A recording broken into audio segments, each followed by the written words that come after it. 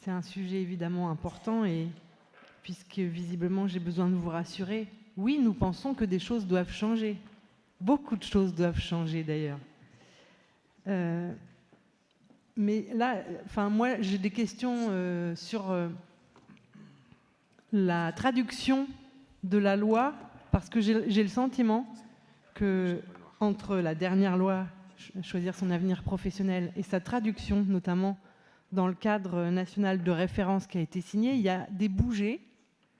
au sens où il me semblait que c'était l'éducation nationale, l'État, en gros, qui devait définir les orientations en matière d'orientation, justement, et que les régions avaient plus un rôle d'information, ce que vous avez décliné. Or, il me semble qu'il y a peut-être un peu des bougées, puisqu'il serait question, il y a une ambiguïté, puisqu'il serait question que les compétences respectives de l'État et des régions pourraient être définies au niveau académique, ce qui, à mon avis, mériterait un débat un peu plus profond, parce qu'il y a quand même besoin d'un cadre national de référence piloté par l'État et l'éducation nationale, même si, évidemment, on est tous favorables à ce que les choses se fassent dans la proximité. Ensuite, il nous semble qu'il ne faut pas miser tout sur ce que certains appellent l'orientation emploi au détriment de l'orientation formation. Vous avez dit à juste titre, Monsieur le Président, qu'il y avait dans notre région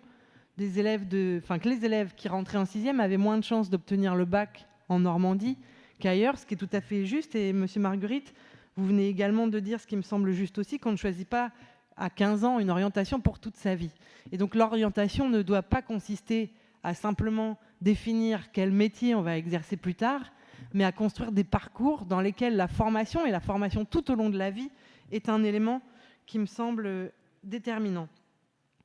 Je crois, pour là aussi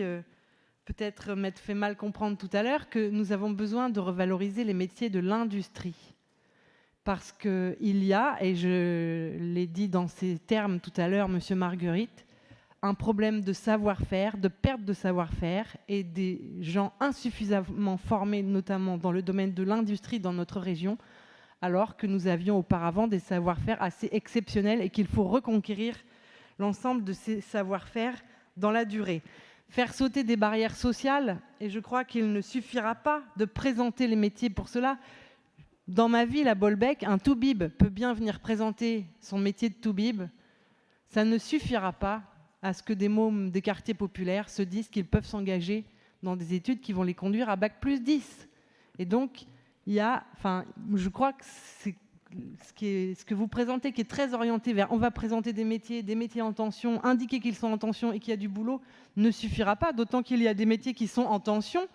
pour des raisons sur lesquelles il faut être clair. Dans l'hôtellerie, la restauration, les services à la personne, les salaires ne sont pas particulièrement attractifs. Et ça compte bien évidemment dans le fait que ces métiers sont en tension. Enfin, pour ne pas être trop longue, je pense qu'il faudrait quand même mettre tout ça en perspective avec le fait que les CIO, notamment, ont été fermés les uns après les autres dans notre pays au cours des dernières années ou des dernières décennies, et que ça n'a pas contribué à améliorer notre efficacité en matière d'orientation. Mettre en perspective, parce qu'il resterait assez peu de CIO, ça pourrait être un par département à l'avenir, et je crois qu'on a besoin d'une diversité de partenaires et qu'ils en font partie, et notamment parce qu'ils permettent de travailler de manière en groupe et de manière pluridisciplinaire, et que l'orientation fait intervenir plusieurs partenaires. Évidemment, la question des personnels, parce qu'il serait question que sur la base du volontariat, ils puissent intégrer les services régionaux, mais je ne suis pas persuadée qu'il y ait énormément de volontaires à cette heure-ci. Et enfin, sur la question de la labellisation des différents partenaires, parce que présenter des métiers, valoriser des compétences, etc., ce n'est pas une petite affaire, et il nous semble que devrait être travaillé un système qui permette que les différents partenaires qui vont être devant les jeunes ou les moins jeunes soient fiables et qu'on ait un niveau d'exigence à leur égard. Tout ça dans un contexte qui devient très compliqué pour les familles, parce qu'entre Parcoursup, la réforme du lycée professionnel également, on rencontre, et ça doit être le cas pour nous tous, des familles qui trouvent que c'est de plus en plus compliqué de se faire une idée de tout ça, et des assignations à résidence qui ne vont pas en s'améliorant, mais en s'aggravant, Moi, je suis par exemple stupéfaite, je l'avais déjà évoqué ici, je crois, du fait que parmi les enseignements de spécialité, qui ne sont donc pas tous délivrés dans tous les établissements et les lycées en particulier, il y a les mathématiques. Or, on sait que autant en termes de structuration de la pensée, mais aussi pour organiser la sélection plus tard, c'est évidemment sur les mathématiques que les choses sont basées